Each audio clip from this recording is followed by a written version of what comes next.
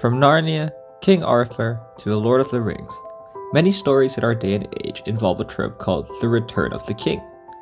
The story of a Return of the King involves a kingdom being overcome by an evil, tyrannical ruler who will be defeated by a good king who will come back and put everything back in order. We see this story in various formats, from superhero movies to animated fantasy stories. The story of the Return of the King resonates with all of us, and we can see this in the way people talk about the current state of events. There is a distrust among the general public for those above us, regardless of who is in charge. We all feel as though things aren't as they should be, that we are under imperfect people, so we all look to the return of the king. We hope for a good and just leader to return and make things right. But where can we look for a true king to return?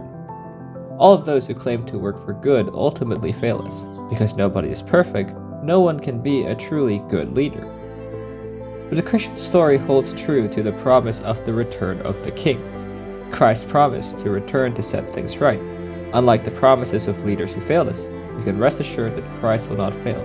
Because unlike those who make their promises today, Jesus is not merely a man. Jesus claimed to be God, and if that is true, then only he can be the true king to return. The story of the return of the king, then, is not merely a fantasy, but a promise of a coming future.